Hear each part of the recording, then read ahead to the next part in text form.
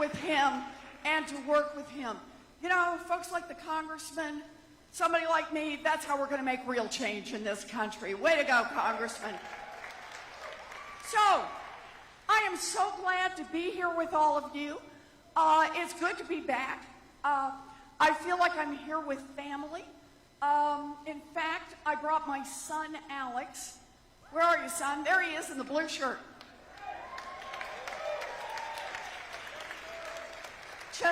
Just so you guys know, Alex has been my tech support since 2nd grade. It's true. It's true. And he runs his own little business now, but he's picked up a second business, and that is support your mother when she runs for President of the United States.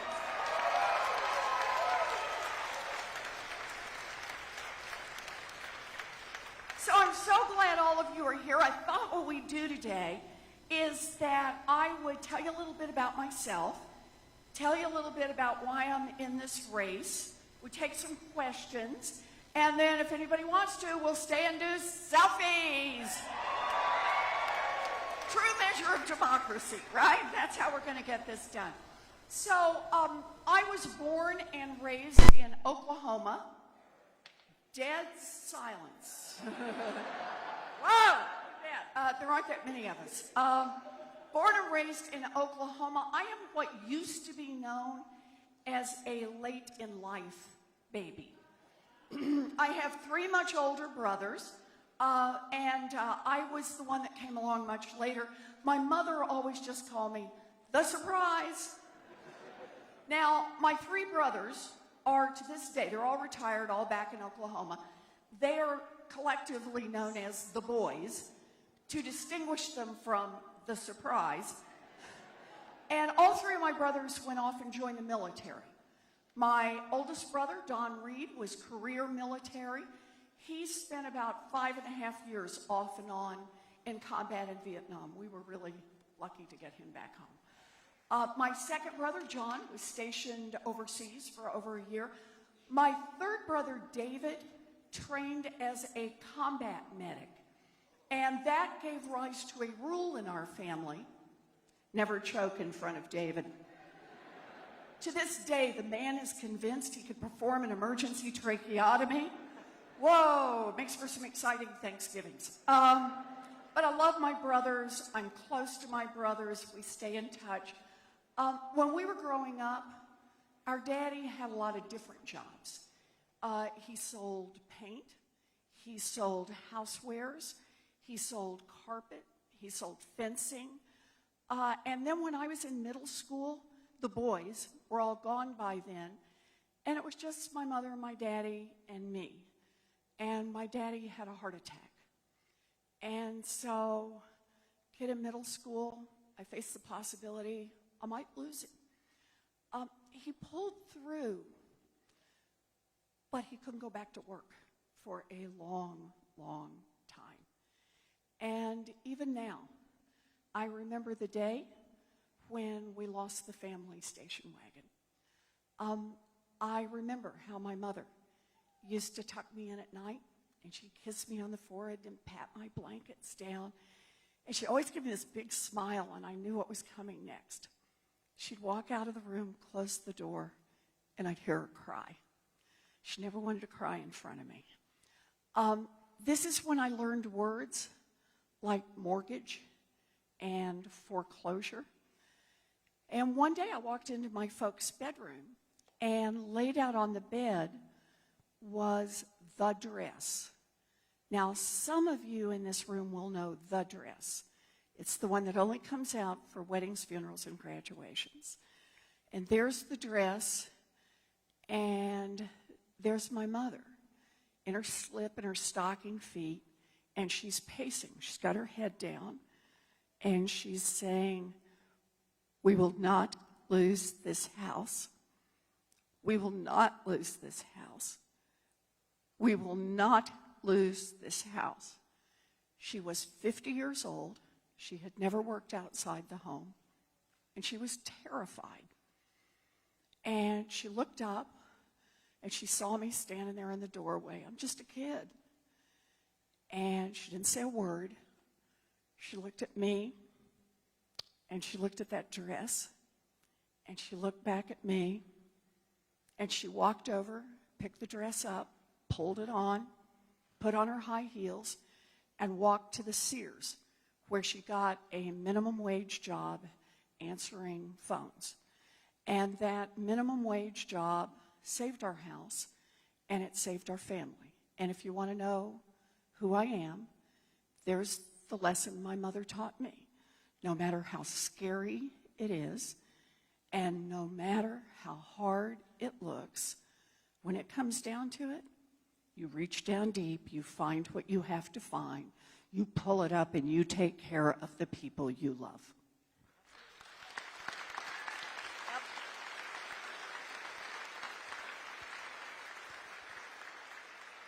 And many years later, I came to understand that's not just the story my mama taught me.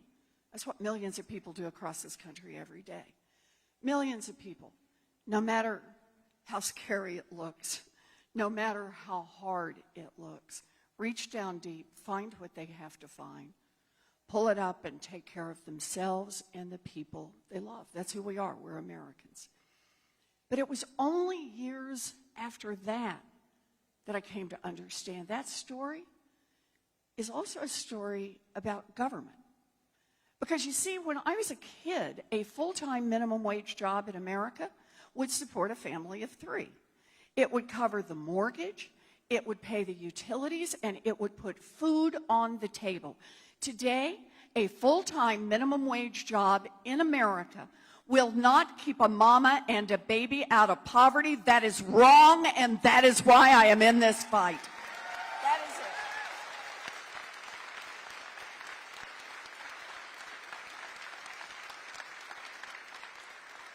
And understand this, that difference is no accident.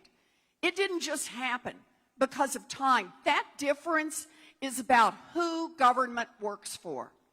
When I was a girl, the question asked in Washington is, what does it take a family of 3 to survive? Where do you set the minimum wage so that a family of 3 has a real chance to build something solid, gets a toehold in America's middle class?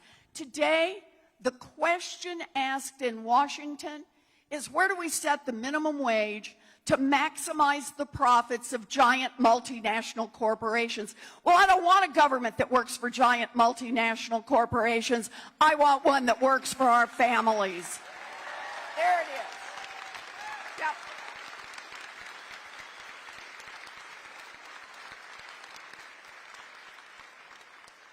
So like I said, the boys, they joined the military. It was a path to America's middle class. Me, I had a different dream. I have known what I wanted to be since 2nd grade. You laugh, right? You probably didn't decide till what, like 4th grade? 5th grade maybe in the back, yeah. No, I have known what I wanted to be since 2nd grade, and I never wavered from it. I wanted to be a public school teacher. Can we hear it for America's public school teachers? Yes, you can. Yep.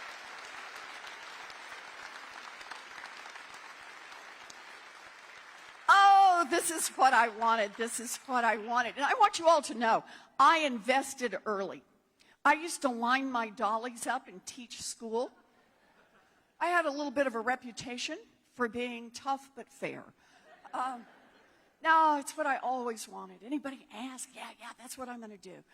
By the time I graduated from high school, we didn't have the money for a college application, much less to send me off to 4 years at a university. So, like a lot of Americans, I don't have a straight line story. My story has a lot of twists and turns and circles and all kinds of parts to it. So here's how it goes. I was a high school debater, and I got a scholarship to college. Yay! Woo!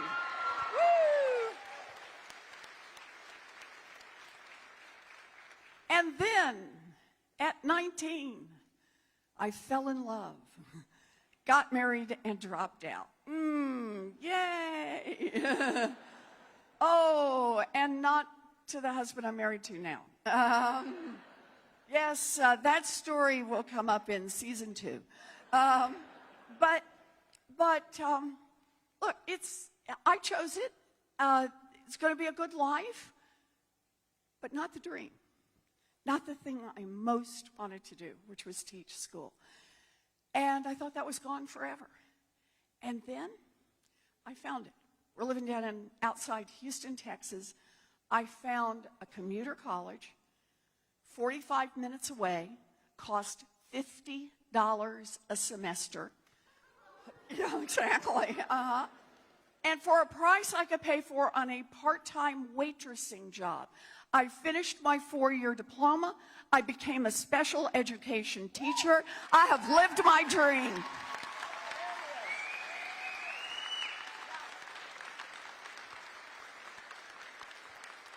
Oh, so you all are going to have to back me up. Do we have any public school teachers in here? Oh, yeah. Oh, yeah, we got a bunch. So I'm going to ask you all, back me up on this. It is not a job, it is a calling. I love this. I love the work. I love my babies. I had 4 to 6-year-olds in special ed. And I probably would still be doing that work, but my story has some more twists and turns. By the end of the first year, I was visibly pregnant. And the principal did what principals did in those days. Wished me luck and hired someone else for the job. So, here I am. I'm at home. I got a baby. I can't get a job. What am I going to do? Got to do something. I'll go to law school. Yay! Yeah. All right. So, by this time, we're living in New Jersey. And, at least a few folks. There we go. Living in New Jersey, found a public law school, Rutgers State University, $450 a semester. So, baby on hip. I go to law school for 3 years, graduate from law school visibly pregnant. You will discover a pattern to these stories. That was Alex, who waited until after graduation to be born. Thank you, son. Graduated from law school, took the bar, and practiced law for 45 minutes. And then went back to my first love, which is teaching. So I traded the little ones for much bigger students and spent most of my grown-up life teaching in law school. Made other changes in my life. Husband number 1, hint, it is not good when you have to number your husbands. Not a good sign at all. We parted ways, but Bruce is in my life. He took me on and 2 kids and a dog, and it all worked out. So I still got him. He's a good guy. So here's the thing. I'm teaching in law school, and I don't know if everybody does this, but for me, having grown up in a family that's just kind of hanging on by our fingernails, I wanted to understand and know and dig in on all the money courses. So, you learn them and then you teach them. I taught contract law and commercial law, secured transactions, payment systems, corporate finance, partnership finance, debtor-creditor law, bankruptcy law, law and economics. If it was about money, I was there. I taught it. But there was always one central question in my work, and that is, what's happening to working families in America? Why is America's middle class being hollowed out? Why is it that people who work every bit as hard as my mother worked 2 generations ago find the path today so much rockier and so much deeper? And for people of color, even rockier and even steeper.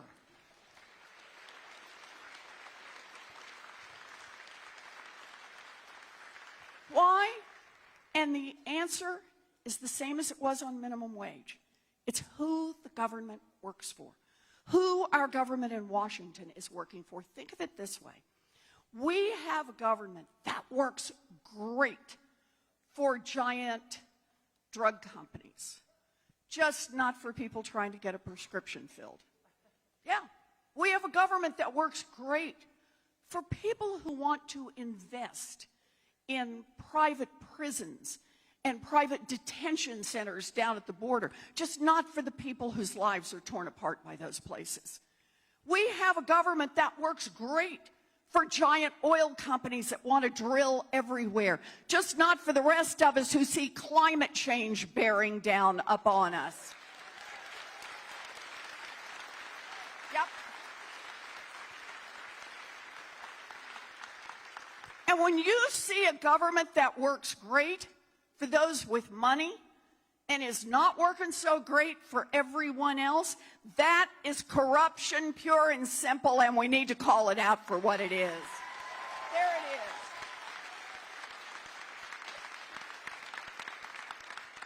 Corruption. And understand this. The money is everywhere in Washington, and it touches everything. Whatever issue brought you here today, whether it's health care, whether it's immigration, whether it's our criminal justice system, whether it's gun safety, whatever issue brought you here today, if there is a decision to be made in Washington, it has been influenced by money. It has been reshaped by money. It has been touched by money. It has been nudged by money because it is everywhere. And understand this. If we are going to fight back, it's not going to be enough to nibble around the edges. It's not going to be enough to say one regulation over here and a couple of statutes over there. It's going to take big structural change. Yep.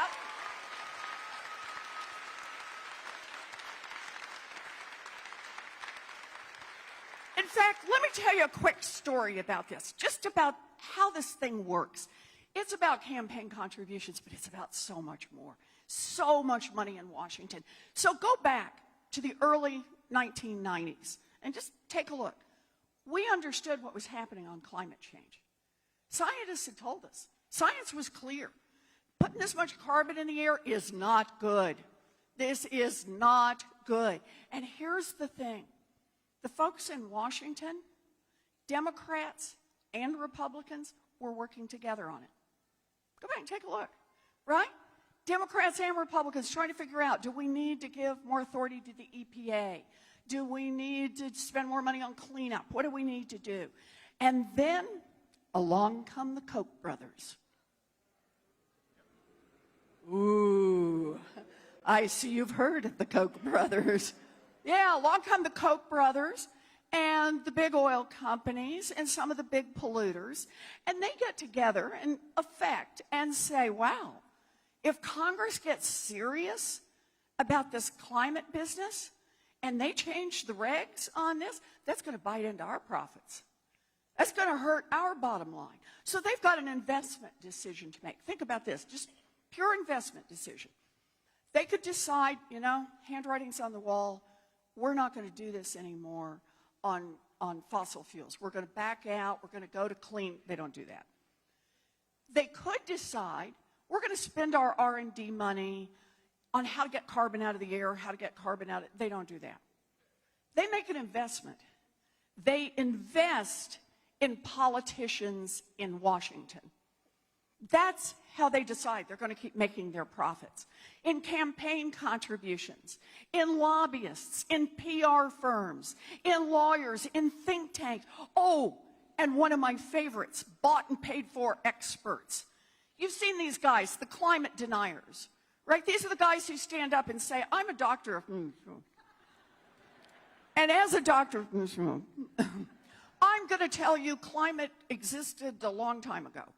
And the dinosaurs loved it, and it was a great time for salad, and whatever, right? It's this stuff that, like, makes no sense, right? So you have to ask yourself the question, why were folks like the Koch brothers investing so much money in lifting those voices out, right? In paying for these reports and giving them a platform. Why? Because those deniers, they could build something special. They could build an umbrella that the politicians could hide under and say, I'll keep taking Koch brother money and fossil fuel money and big polluter money. And if anybody asks me about it, I'll say, gee, I don't know. It's all controversial. I'm not a scientist, right? You want to understand the climate crisis we face today? It is 25 years of corruption in Washington that brought us here. Yep.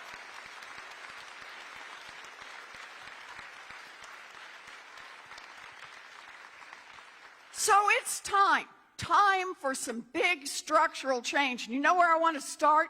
Let's attack the corruption head on. Let's just go after it.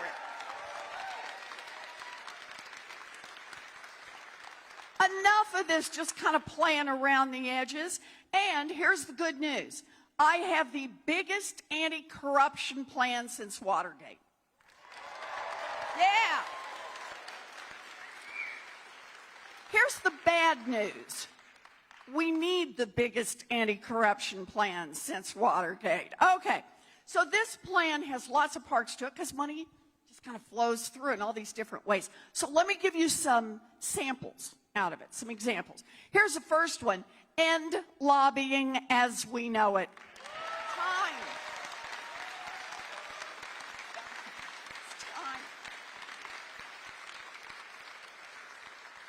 Block the revolving door between Wall Street and Washington.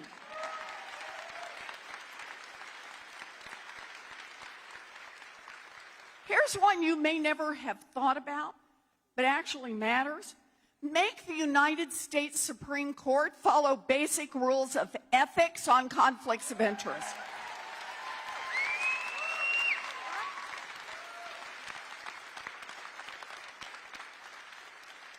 Okay, I could do these all afternoon. But I tell you what, I'll do just one more. You really want to hose out some corruption in Washington? Here it is. Make every single person who wants to run for federal office put their tax returns online.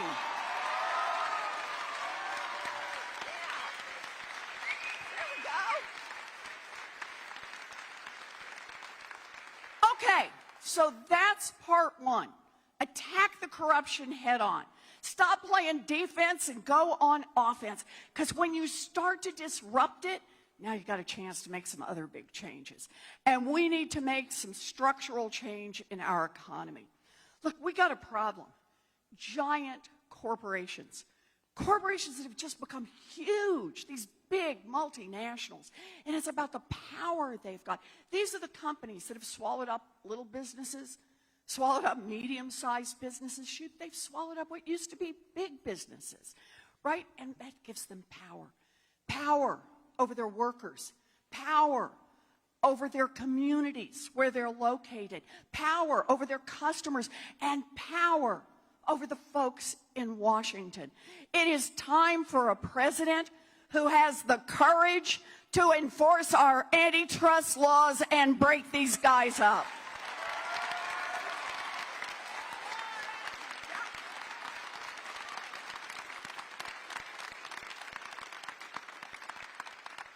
And there's more we can do.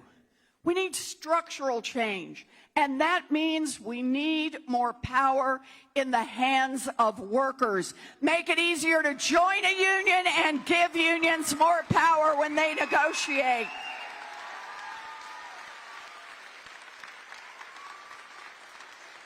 Unions built America's middle class. Unions will rebuild America's middle class.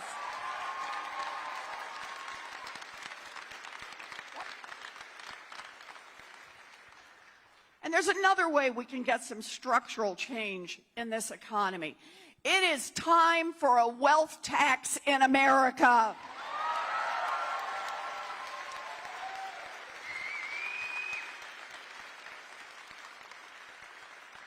2 cents.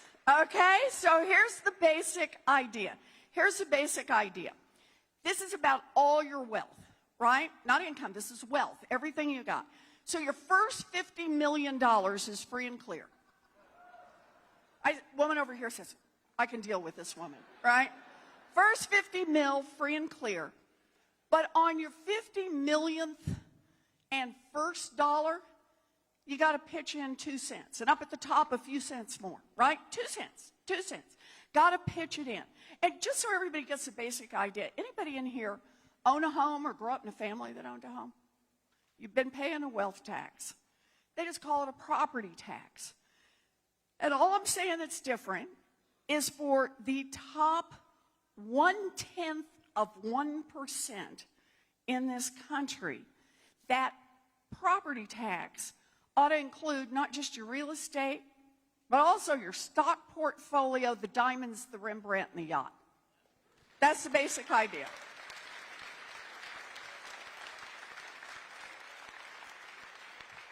Now, you're going to be shocked to hear this, but there are some billionaires who actually take exception to this plan.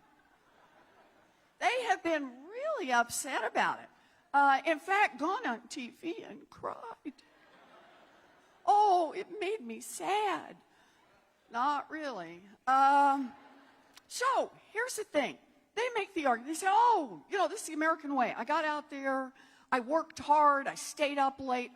Yeah, unlike anyone else. But no, you did. You had a great idea. You followed it through. You got out there and made it happen. Good for you. That's great. Good for you.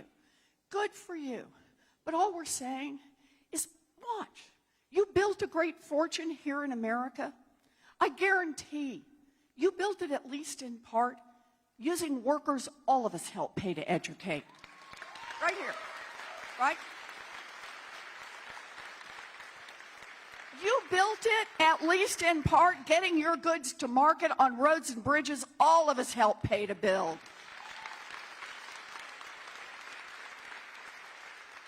You built it, at least in part, protected by police and firefighters all of us help pay the salaries for. And we are Americans. We want to do this. These are great investments to make. This is how we build opportunity.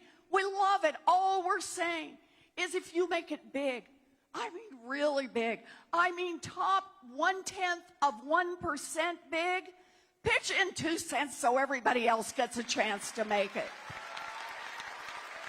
2 cents.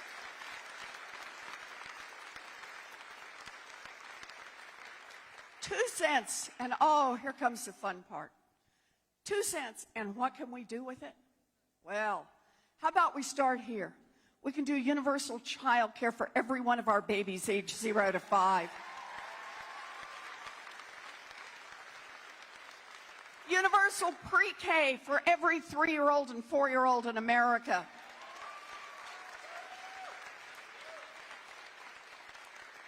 And we can stop exploiting the largely women, largely black and brown women who do this work. We can raise the wages of every child care worker and preschool teacher in America.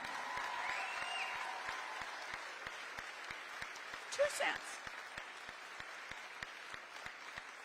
2 cents, a little bit more for those that are higher up, but 2 cents, and think about this.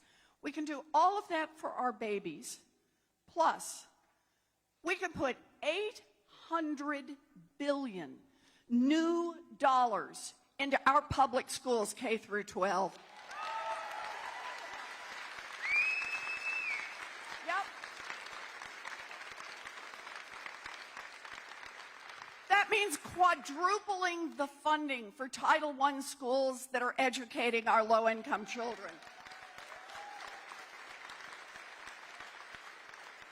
It means, and you'll hear this from a special ed teacher, it means for the first time in our history, fully funding IDEA so every child with a disability gets the education they deserve.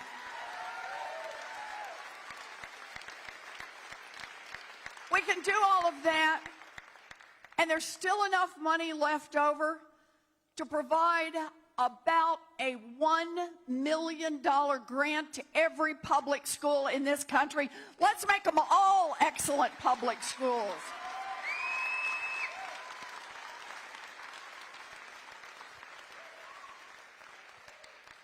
We can do all of that for our babies. We can do all of that for K-12, same 2 cents. And we're not through yet. We can make technical school, 2-year college, and 4-year college, tuition free for every kid who wants to get an education.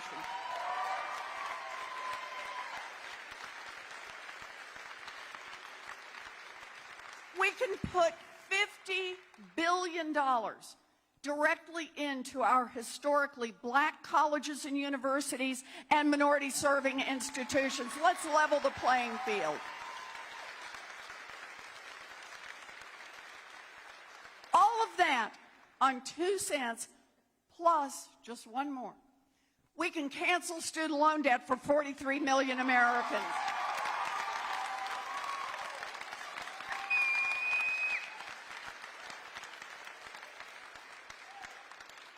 Think about that. You know, budgets are about numbers. Yeah, I get it. But budgets are about our values. That's what they're ultimately about. And while we're on it, I just want to mention one more. And that is, after a lifetime of hard work, people are entitled to retire with dignity. And that means protecting and expanding Social Security. And yeah, I got a plan for that. I've got a plan, think about this, so that every single person who's receiving Social Security or disability gets a $200 a month raise, and we extend the life of Social Security for decades to come. Structural change in our economy is a moral question. It's a question about the kind of people we want to be and the kind of country we want to build. So, that's it. Number 1, attack the corruption head on.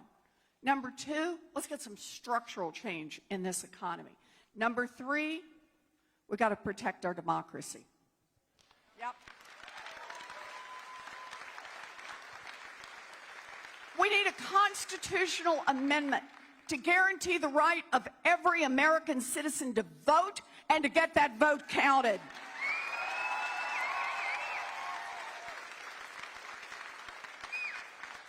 It's time to end political gerrymandering.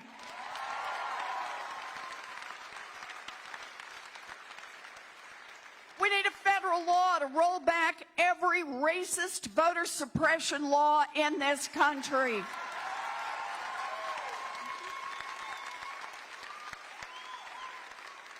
And just one more.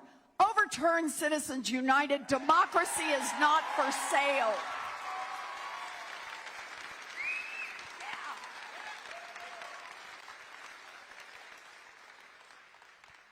So there it is. I just want 3 things. Attack the corruption head on, get some structural change in this economy, and protect our democracy. And I know for a lot of people this may sound like 3 unrelated things, not for me. What they're about is about who's going to get opportunity in this America. Is opportunity increasingly just going to be something that is reserved for those born into privilege? Or is opportunity going to be the opportunity for a great education for every single one of our babies?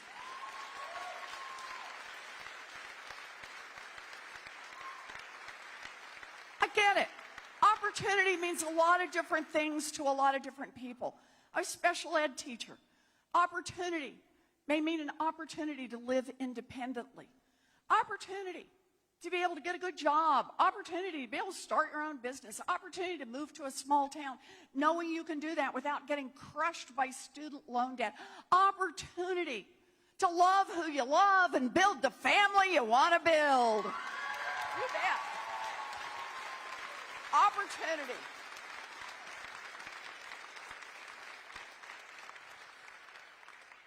You know, my daddy, he ended up as a janitor. But his baby daughter got the opportunity. The opportunity to be a public school teacher. The opportunity to be a college professor. The opportunity to be a United States Senator. And the opportunity to be a candidate for President of the United States of America. Dream big, fight hard, let's win.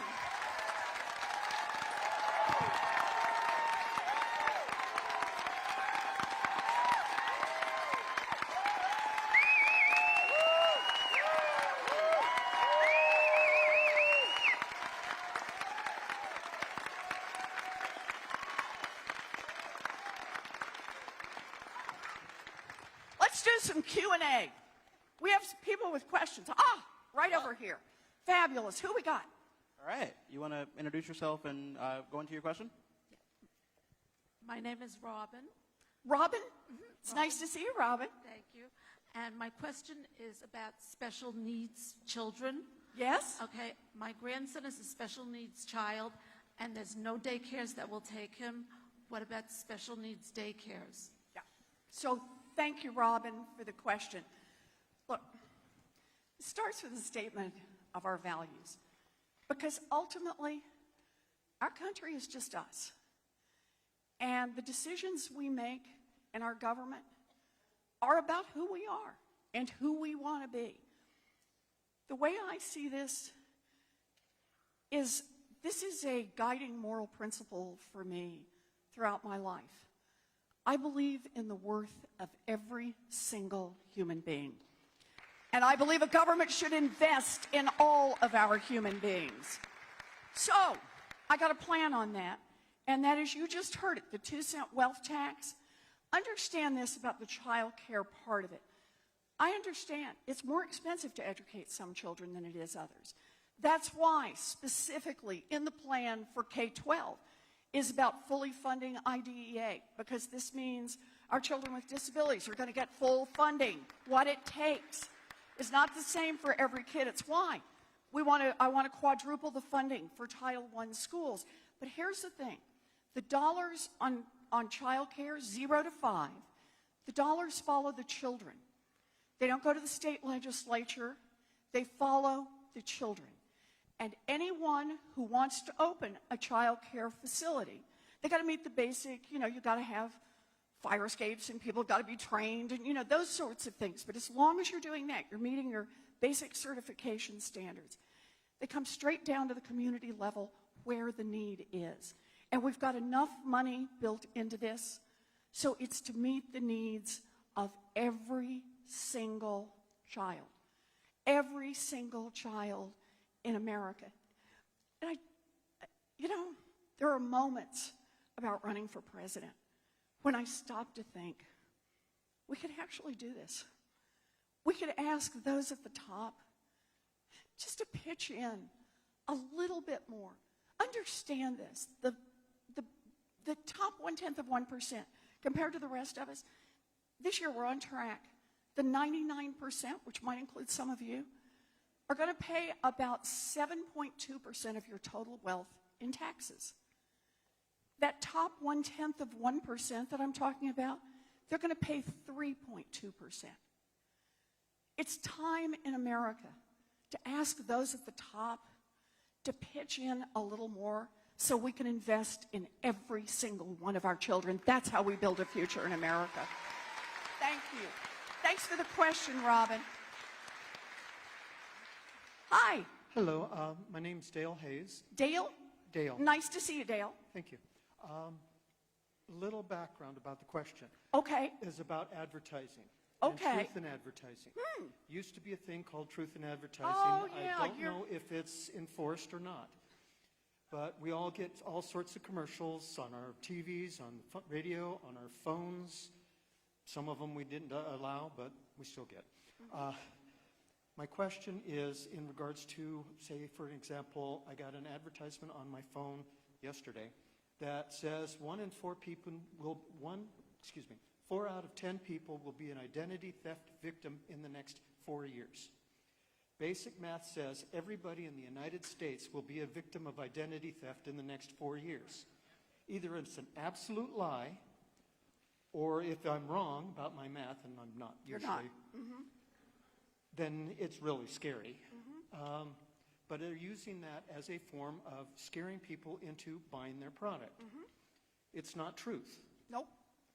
What is your directions towards fixing truth in advertising? So I love the question. Can I just talk about what I think is broken here that causes this to happen? And so many other things in this same direction. This is about who government works for. This is about whether or not the cop on the beat is there to protect you, to make sure you don't get lied to make sure you don't get cheated, to make sure you don't get tricked. Not to be the nanny, just to make sure that it's a level playing field, that what you're being told is truthful? Or has the cop on the beat basically been retired? Because the giant corporations didn't like having a cop on the beat, right? The folks who could boost their profits this quarter, like just stretch it a little bit. Oh, and then stretch it a little bit more. And then I need to beat that guy's last quarter, so how about stretch it a little bit? And I'm competing with other guys who aren't telling the truth, so don't hold me to telling the truth. What you're really talking about is this core problem that's all the way now through our economy and all the way through our country. And that has the federal government, which is exactly where we should be focused on this, just to say basic standards, cop on the beat, is not on the side of the people. This is why I'm running for president. This is what my anti-corruption plan is all about, is to say the guys who pull this stuff should not have all the power in Washington. It is time to get a government that works for the rest of us. So I'm in on this. Your point is right. We need an FCC that works, an FTC that works. We need to stay after it. And I'll talk a little bit more about this. We'll talk about the consumer agency in a minute, okay? That fits in this. But thank you. It's a good question, Dale. Thank you. Good. What we got next? Thank you. Hi. Okay. Good afternoon, Senator Warren. My name is Katie Membrena, and I'm a 2019 graduate from Legacy High School. All right. Woohoo! It's good to see you, Katie. Good to see So you, too. tell me, was it a good high school? Did you Yes, have fun I while loved you're it. here? I was, All right. I was in like 10 different clubs, so it was really fun. As a teacher, I always love hearing people say the best part were the clubs. But it is. It's a way you get to know people and really get to develop, right? And learn a lot. Good for you. Okay, Thank Katie, you. go ahead. And I also have a dream of running for president in the year 2036. And for you to Woohoo! be You've here already got it down to continues your inspire year. me. All right. So thank you. And so my question is, I'm not sure if you're familiar with the homeless ordinance that just got passed here in Las Vegas that Yeah. would criminalize the homeless for sleeping or camping in downtown or residential areas as long as there's space in the homeless shelters or the courtyard. But according to the KNPR report that was done, there was over 6,000 homeless and only 2,000 available sleeping beds in the shelters. So I'm not sure how that would even work. But I know it was a tough decision for our mayor and the council to make. But what would you suggest that our city council chambers do to help the homeless get off the streets, or what would you do to help this when you become president? Okay, so thank you.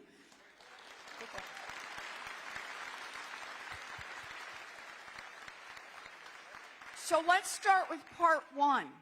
We should not criminalize poverty.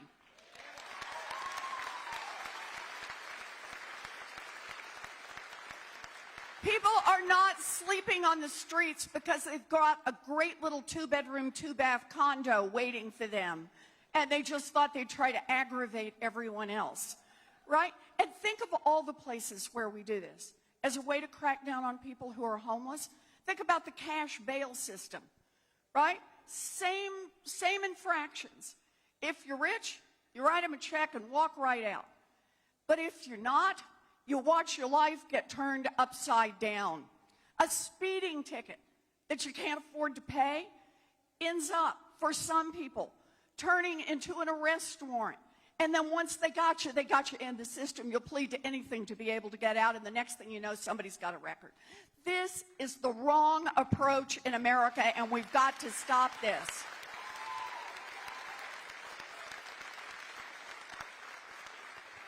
So part of it is about being in the fight, and I'm glad you're in this fight, Katie. Part of it is about talking about what's right, about having that moral fight. But part of it is also being willing to put in the resources. It is not enough simply to say to a city, you can't do this, but there's no help coming for anything else. So here's how I look at this. I think about where are the biggest struggles for families. I talked to you about the 2-cent wealth tax and what we can do for an entire generation. Let me tell you about another big plan I have. And that's a plan to put about $500 billion into housing. We need to build new housing units in this country. That's housing for working families. That's housing for the working poor, for the poor. It's housing for the homeless. It's housing for seniors who want to be able to age in place. It's housing for people who have disabilities. It's housing for people who've been incarcerated and are trying to make it back into their communities. Housing is a basic right, and we need to put some real muscle behind it.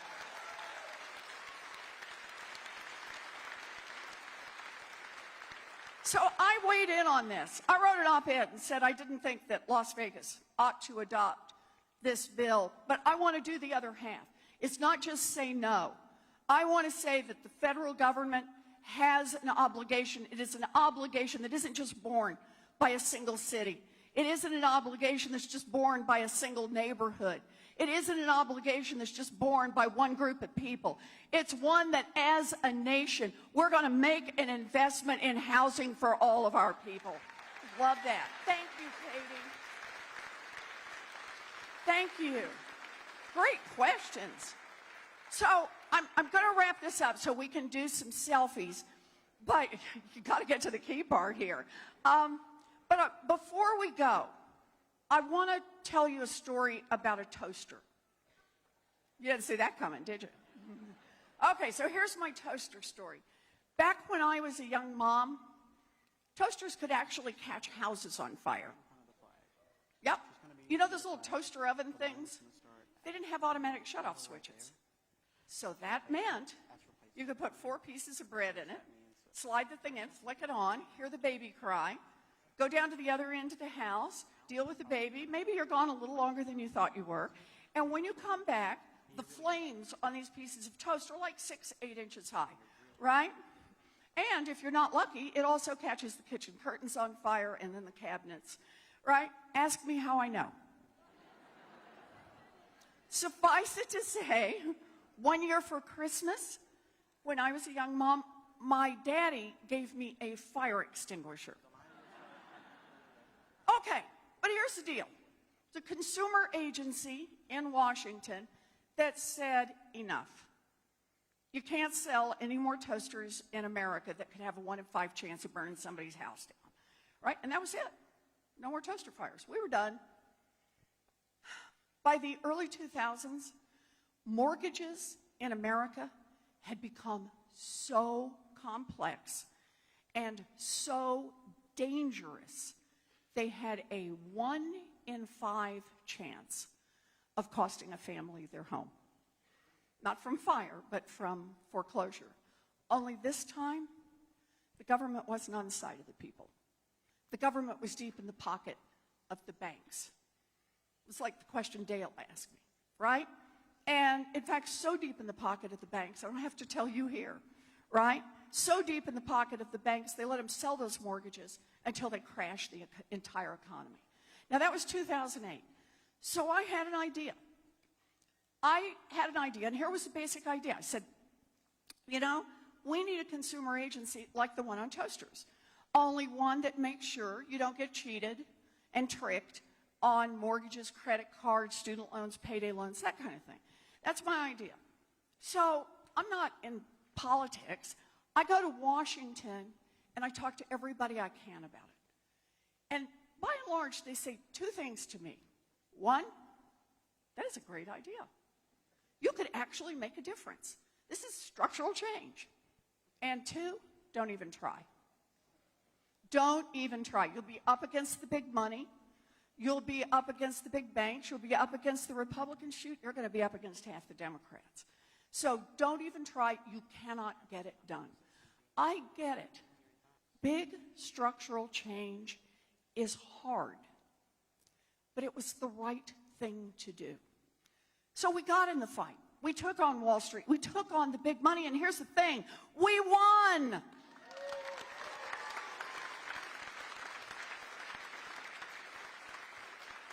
Barack Obama signed that consumer agency into law. And that little agency has already forced giant financial institutions to return more than $12 billion directly to people they cheated. We can make government work for the people. So here's what I learned from that. I learned that even if the big banks don't like it, even if big money doesn't like it, even if the big donors don't like it, we need big ideas to solve the big problems in this country. We need big ideas to inspire people, to get them out to caucus and get them out to vote. We need big ideas to be the lifeblood of our party and show everybody in the world who and what Democrats will actually fight for. We need big ideas to take back the Senate and put Mitch McConnell out of a job.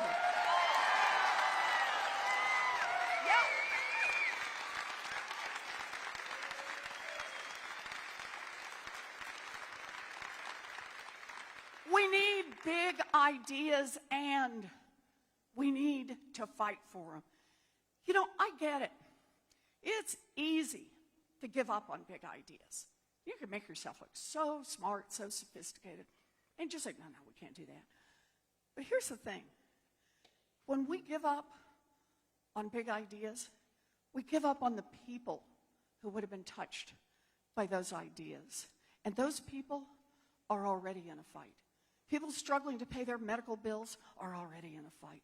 People crushed by student loan debt are already in a fight. People who are stopped by the police or denied the right to vote because of the color of their skin are already in a fight, and those fights are all of our fights.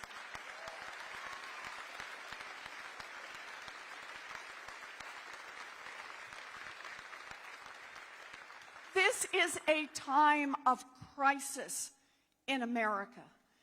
And Washington insiders and media pundits, and shoot, even some people in our own party, don't want to acknowledge that.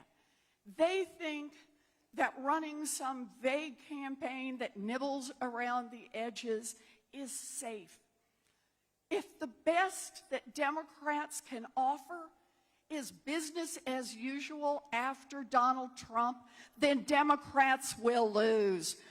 We win when we have solutions for the problems in people's lives.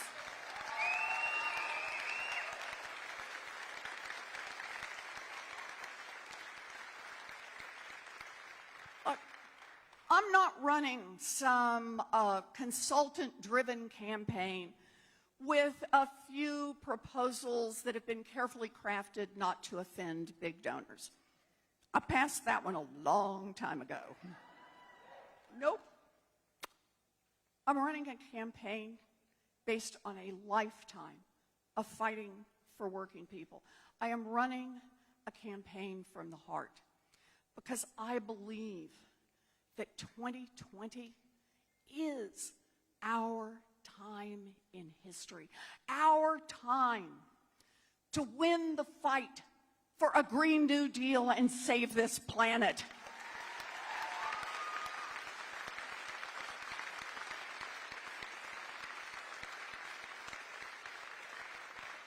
Our time to win the fight for Medicare for all and save our people.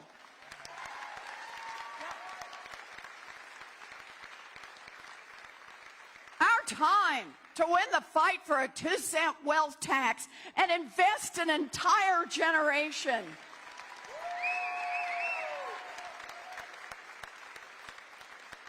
I believe 2020 is our time. And if you agree that it's our time, I'm asking you, come caucus for me and come fight alongside me. Because this is our time to dream big, to fight hard, and to win.